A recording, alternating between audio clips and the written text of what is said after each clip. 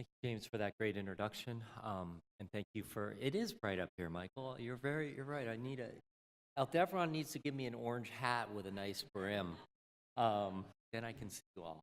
No, great. And thanks to Lawrence for giving such a great introduction to this exciting field. It's interesting. The comment that Aldevron probably has more transparency into what everyone's doing because of their partnerships and collaboration. Really. So, my slide. So I'm fortunate enough, and I think Lawrence sort of referred to this, and I think it's probably a theme of the conference, is what's exciting about the world of cell and gene therapy now is that this integration between academic investigators, biotech, and pharma. And I'm fortunate enough to be involved now in 2 companies, and as well as synthesis. So I'm going to talk to you about the development of a genome editing system using the CRISPR-Cas9-based RMP and AAV6, and how we are able to generate high levels or high frequencies of homologous recombination using this system. The importance of actually getting all the reagents right. The system can look good on paper, but if the details aren't right, it doesn't work.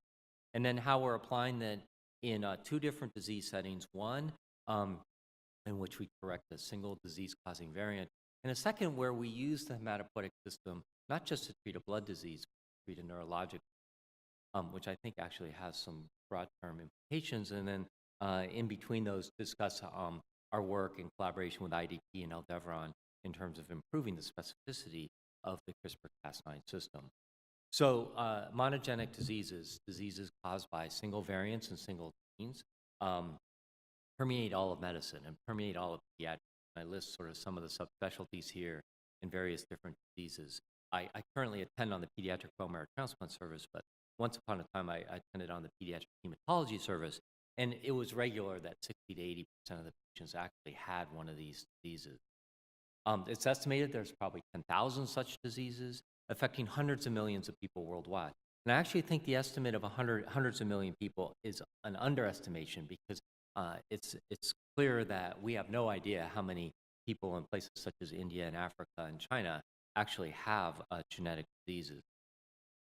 I'm going to focus on my talk on 2 diseases, sickle cell disease and mucopolysaccharidosis type 1. Now, the other thing is that most of these, essentially all of these diseases in the U.S. are classified as orphan diseases.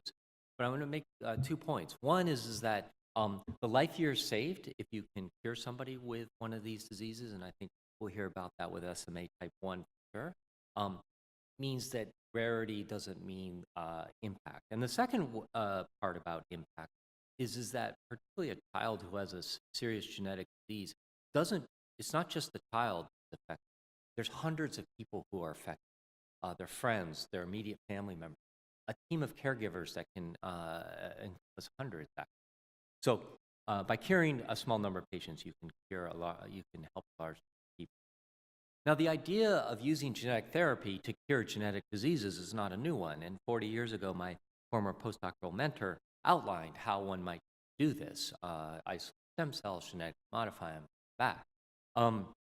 And in particular, he sort of highlighted the possibility of directly correcting disease-causing mutations.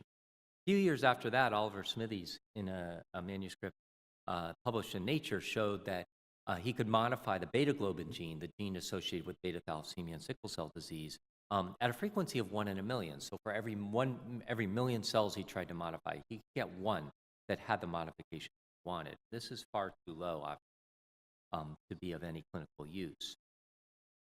A key breakthrough came with Maria Jason's discovery that in mammalian cells, if you make a break in the target gene, not making a break in the donor plasmid, but making a break in the target gene sitting in the genome, one can stimulate that gene correction process by over 1,000-fold.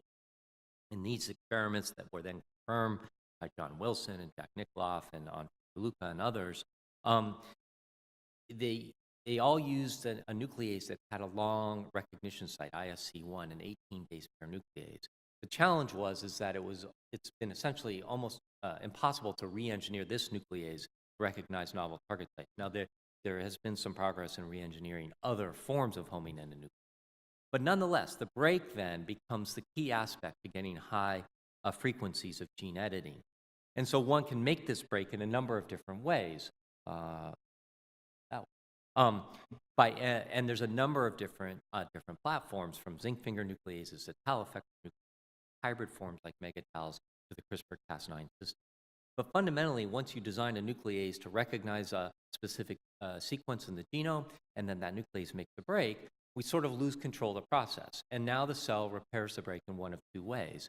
One is by stitching the two ends back together, which is actually a very accurate process when you have a specific sort of clean break that these nucleases make.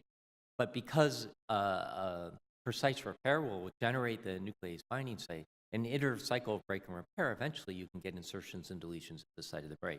So this is a way of inactivating gene for breaking gene. But what we want to do is fix genes, and for that we need to harness the other primary way cells repair breaks, which is by homologous recombination. And so to do this, we make a break with one of our engineered nucleases, and we simultaneously have to provide a donor template that templates the repair of the break by the recombination machinery. And in this way, we can make single nucleotide insert large cassettes of genes at precise locations in the genome.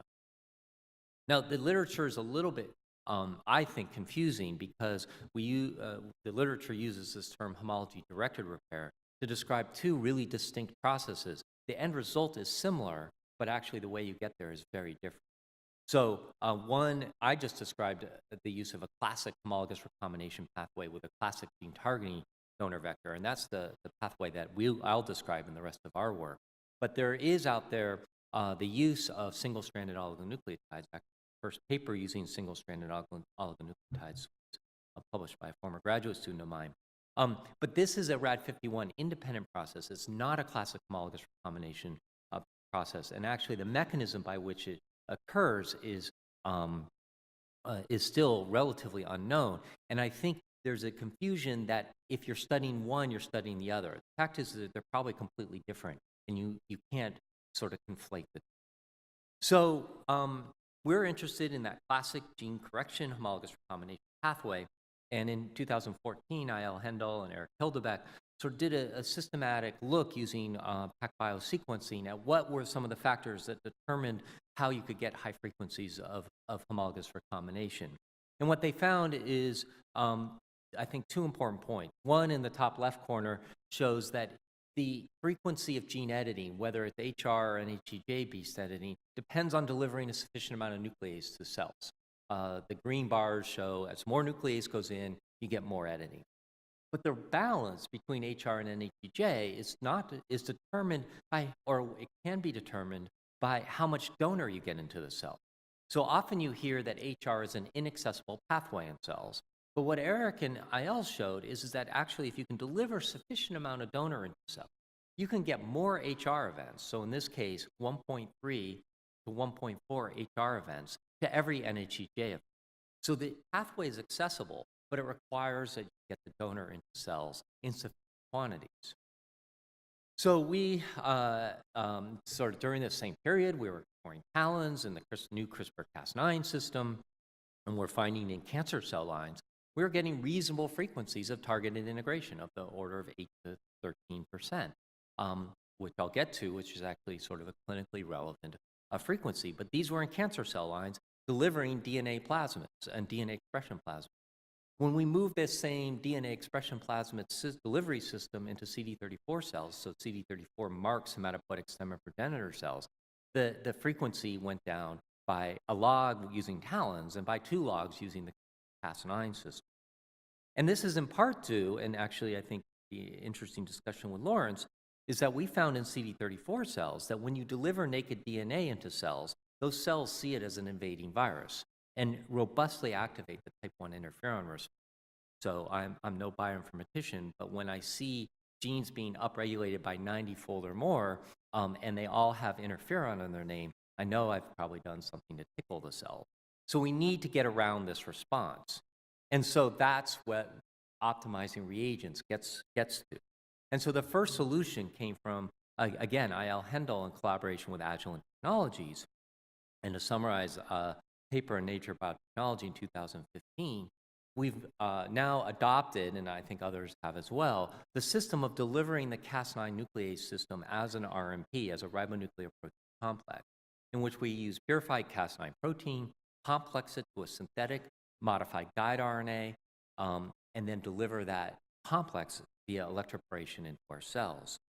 The importance of the modifications on the end to protect the guide RNA from degradation is shown here, where the unmodified guide does have activity, but when you put modifications on the end, even though the guide is complex with the protein before delivery, you increase the frequency of indel formation significantly.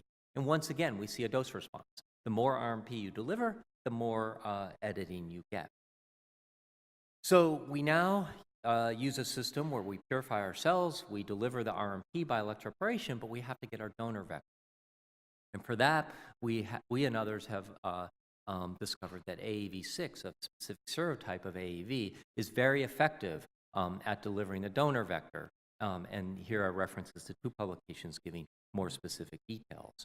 And using this system, when we create an AAV6 and deliver it into the beta globin gene to turn cells green using a GFP cassette, what you can see in panel C is that about 30% of our CD34 cells are now turning green using the RMP AAV system. So we've gone from 1 in a million to 0.1% to 10%. Now we're up to 30% by continually optimizing our reagents. What is the reason for this improvement? Well, it's due in part to the fact that the RMP AAV system is not perturbing the transcriptional profile of these cells in a dramatic fashion. So again, in collaboration with IL Hendel and Agilent, we did a whole series of microarrays that was then analyzed by Kyle Cromer in the lab. And what you can see is that even delivering mRNA into these cells, you see large changes in gene expression. Thousands of genes change, both up and down regulated, including the type 1 interferon response being active. But when we use the RMP, you can see the volcano plots are much smaller. Adding AAV creates a slightly larger response, but still much smaller than RNA alone. Now, interestingly, what came out of that RMP AAV system is the p53 response did not spontaneously come out. But of course, with the recent publications that the activation of p53 may be an important regulator of gene editing, we went back and looked, and we could find a mild p53 response. A slight elevation of P21 and some of the other p53 target genes. But our cells continue to proliferate normally. We see no evidence of inactivation of p53 or selection for p53 inactivated cells. And we actually, Luigi Naldini as well, has even more detailed studies, believe this is actually an appropriate response. You're making 2 breaks in a cell, in a primary cell. The point of making a break is you should stop the cell from dividing, and p53 is a signal for that.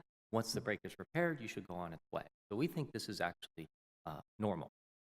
So now we want to apply this system to sickle cell disease. Every patient with sickle cell disease has the same nucleotide change, an A to a T in the beta globin gene, leads to a single amino acid change from a glutamic acid to a valine, which causes the polymerization of the hemoglobin molecule in the deoxygenated state, converting a round red blood cell into a sickled red blood cell. If you live in Africa that has a poor healthcare system, the average lifespan is 4 to 8 years of age. If you live in the US, which one can argue whether our health system is good or not, you live to the mid-40s. And if you live in the UK, actually with universal healthcare, the average lifespan is 6. Nonetheless, this disease causes early mortality and significant morbidity. The disease is caused at the red blood cell level, and one can transfuse red blood cells to cure the disease, but that's a transient effect.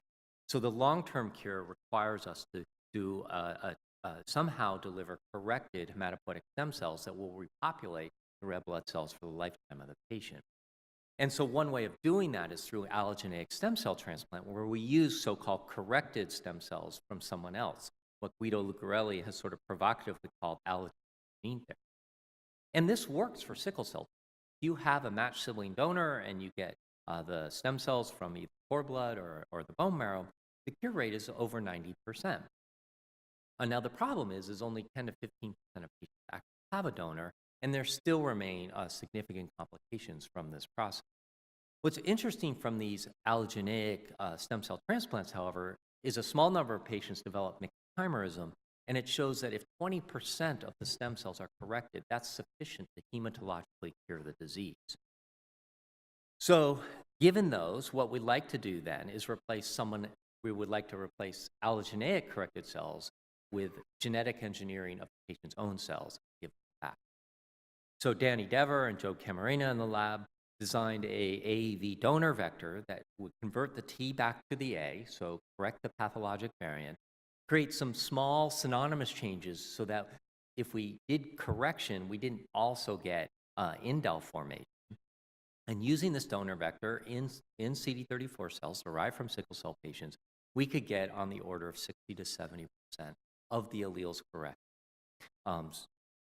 Now, the question is we've taken these cells through a pretty complicated process. We've purified them, we've grown them for a couple days, we've shocked them, we've delivered a nuclease, we've added a virus. Do they retain the properties that we need them to retain? Do they make non-sickling red blood cells, and do they retain stem cell properties? So in terms of making non-sickling red blood cells, that is quite obviously true. So the unmodified cells make essentially 100% pathologic hemoglobin S, whereas our corrected stem cells make red blood cells that essentially make all hemoglobin A, or non-pathologic hemoglobin. So we're looking good from that standpoint. The question is do they retain their stem cell characteristics?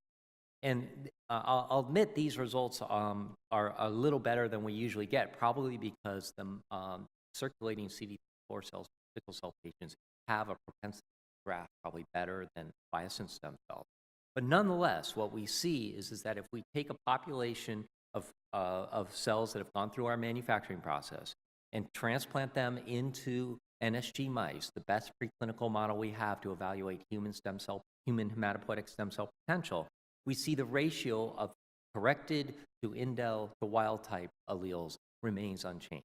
And so after transplant, our allele correction frequency in the human cells after 16 weeks or 4 months is 50%. So that looks good. We have really good evidence of efficacy. What about the potential for off-target indels? So Peter Marks, who's the head of CBER, said publicly that we don't want off-target events leading to serious adverse. And I think the point being is that we are all genetically different. We differ by about 0.1% at baseline. Meanwhile, every day, every dividing cell is acquiring 20 to 100 new mutations per day. So mutations are part of life. Unfortunately, they lead to cancer. The question is our nucleases creating new mutations that might cause problems? So one way of improving the specificity is actually regulating how long the nucleases deliver, right? Controlling the concentration and time that the nucleases express. And one of the advantages of the RMP system, and I think, is that it actually increases specificity. And this was, we have some work in our Nature Biotechnology paper, but I think it was even more elegantly shown in work from Caribou Biosciences and Andy May's group, where they were looking at a guide RNA that targets a gene involved in a genetic disease called Fanconi anemia. And they found that using an in vitro assay that this guide looked pretty terrible, with made indels at the on-target site and seemed to make indels at 151 other off-target sites. But as you deliver the nuclease in a more clinically relevant fashion, and ultimately as an RMP over on the left-hand side of the figure, what you see is that the only site this guide was making indels in was the on-target. And there was no off-target indels at all, simply by regulating how the complex was delivered. So we have looked at our beta globin guide for potential off-target sites using either bioinformatics or cell-based methods or in vitro methods. Actually, the in vitro methods done by Keith Jung's lab in this paper for the guide that we actually use. And so we explored what was the frequency of indels in CD34 cells modified by RMP at sites identified by one of these 3 methods. And we looked at a range of sites, and we found only 2 sites had measurable indels above background. Site 1, which actually had a relatively high frequency of 16% indels, and what we call site 3, which had 0.15%. Now, I'll point out that the 16% is in a site that's 95,000 base pairs from the nearest, known functional significance. Okay, so we felt like we could probably justify this to the FDA.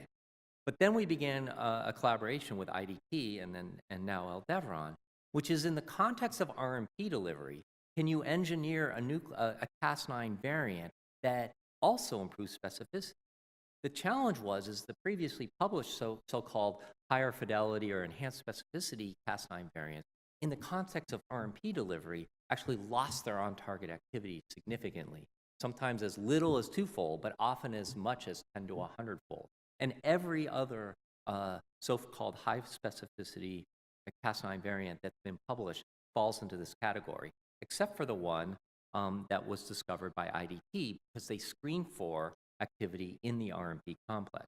And Chris Valcook, I his name, Chris from IDT is going to talk later on today about how they identified this variant, single amino acid variant. And what we found is that it maintained high on-target correction. We got 70% allele correction. It reduced our off-target 3 indel formation from 0.1% to below the limit of detection, and it reduced our off-target 1 indel frequency from 16%, approximately 1%, so greater than a log. So now we've improved the profile of our manufacturing process. Annalisa Latanzi is presenting a poster on our process of scaling this process up so that we can bring the process to clinical trials.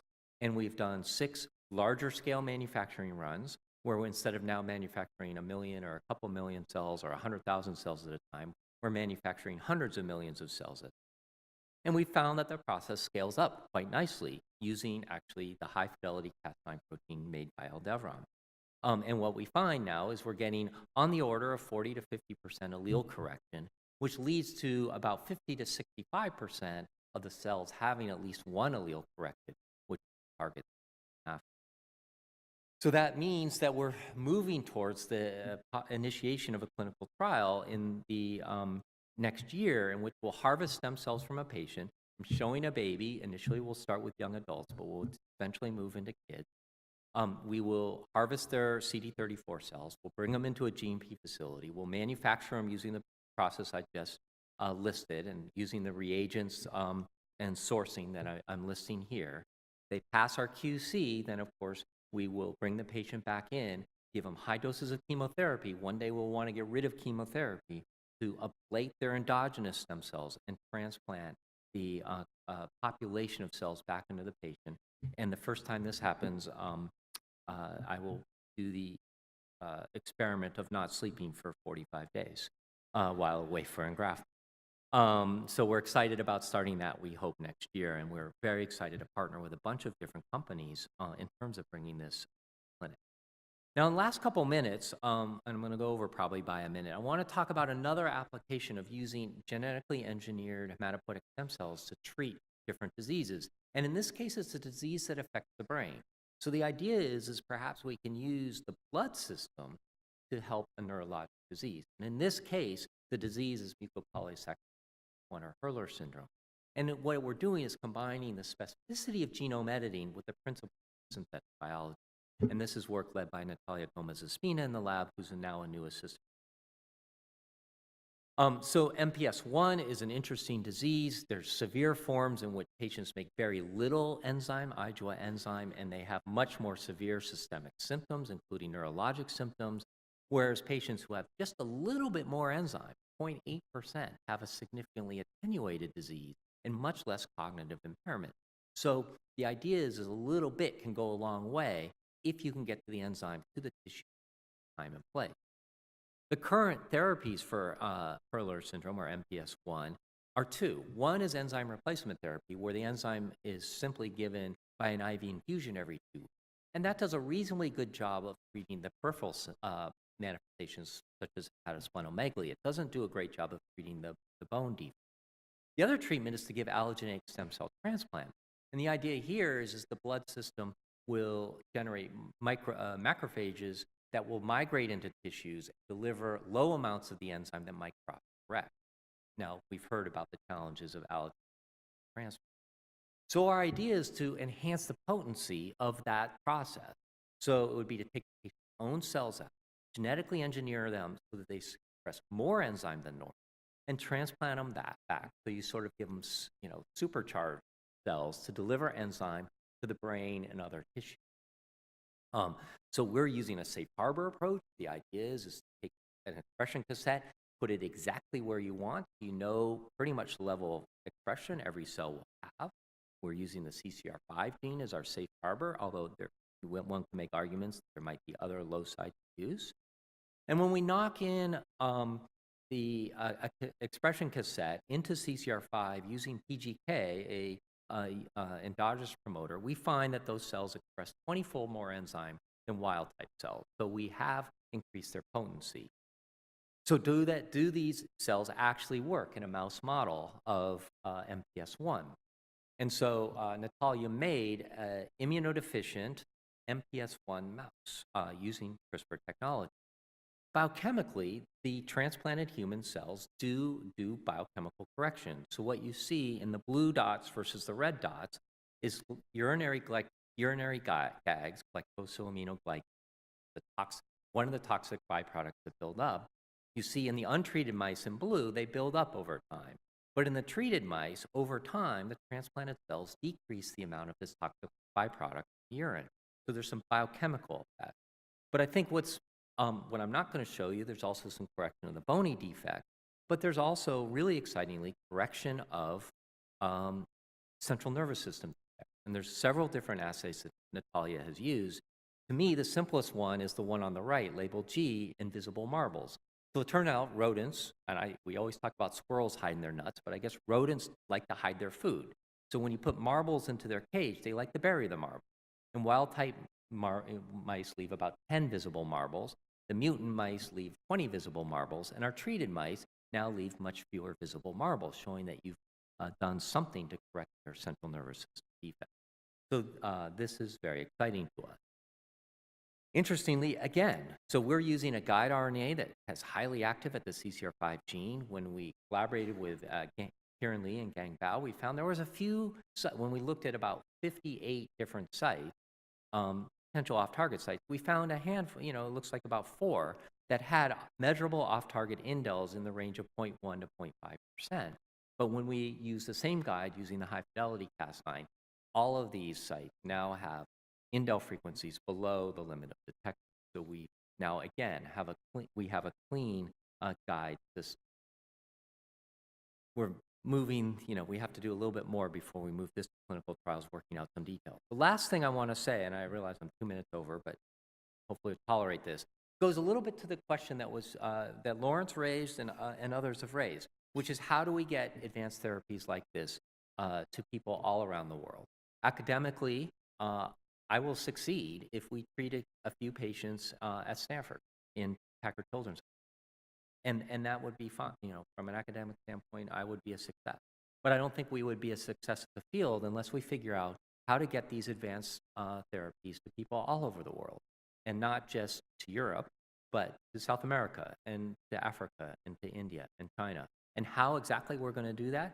I think Lawrence raised one idea. I think we need all hands on deck, and we don't know what's the exact right idea.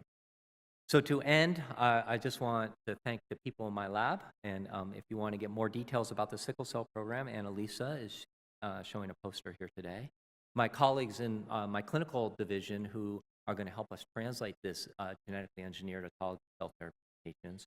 Our GMP facility who's partnering with us in terms of bringing our laboratory process to a GMP-compatible process. Collaborators at Stanford, both in industry and academic collaborators around the world, and funding from a large number of sources, what you need to do to bring this, to take on the translational challenges. And finally, I want to thank you for your attention, and I guess we have time for a few questions. So again, thank you very much.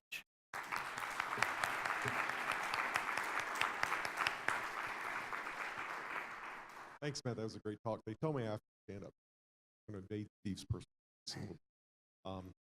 So yeah, please, again, line up at either microphone for questions.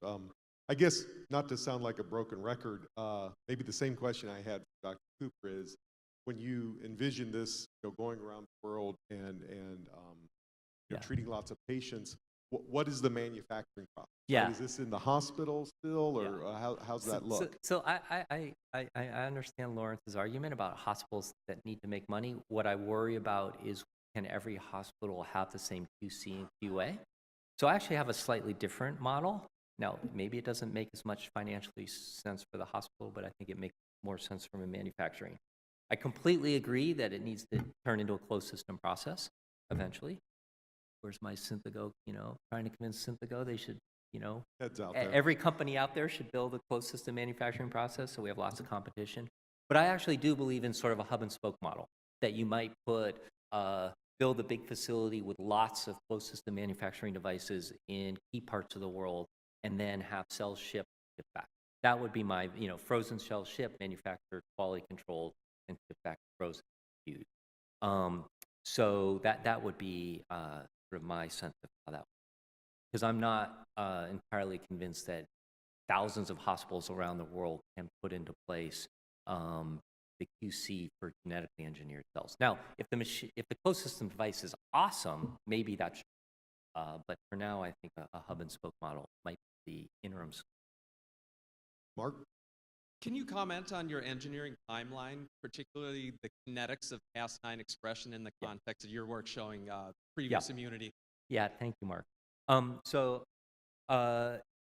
That's another advantage. So the issue is what we have shown, and others now are showing and confirming, is that because the Cas9 we're using comes from strep pyogenes, which causes sore throat, and I apologize to all of you who've had strep throat.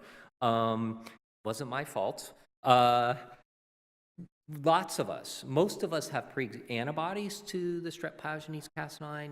Many of us have T cells, CTLs that recognize strep pyogenes Cas9. So what Mark's raising is the possibility that we're delivering an enzyme that's immunogenic, and that when we infuse the cells, we'll activate a memory T cell response that will destroy those cells. So what we'd like to do is make sure those cells are infused without a lot of Cas9 on their surface. And so that's another advantage of the RMP, is what we and others have shown is that by 48 hours post-RMP electroporation, the amount of Cas9 is either undetectable or 100-fold lower than what it was at the beginning. So the risk of immunogenicity or the clearance of those cells by activating a memory T cell response is low. It is clearly going to be something we will have to monitor. That will be one of the things that will be keeping me up at night, is that possibility. Talking to more sophisticated immunologists than myself, they don't feel like I should be that worried. They feel like ex vivo editing of cells is probably safe because the immune response is that quick. It does raise concerns, though, for where you have persistent. Great. Question here. Do you anticipate that assessment of target insertions would have to be added to a QC panel? Yeah.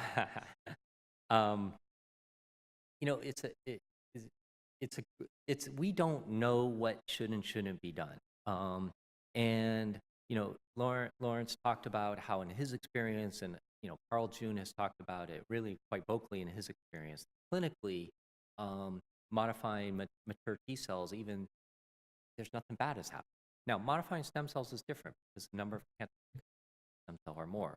So, but we're completely in the dark about how do we assess preclinically what degrees of measurement of off-target and what assays need to do. So our discussion right now with the FDA is that that will be a product characterization assay, not a product release assay. That we will, because we just don't know what the right number is or isn't.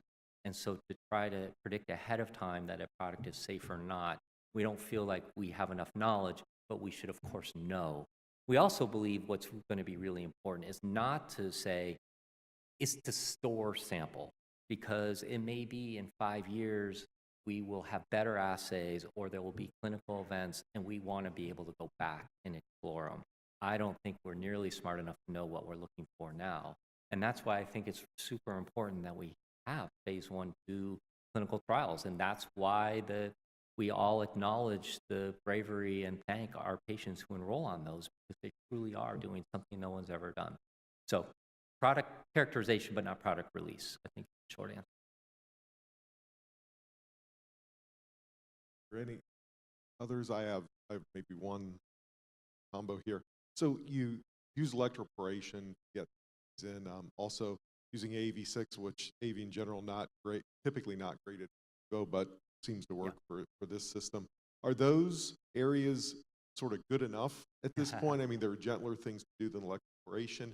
Yeah. Is that an active area for improvement, or is it good enough and you'd rather spend your time on other areas? Yeah. So yeah, great question as usual. Let's see.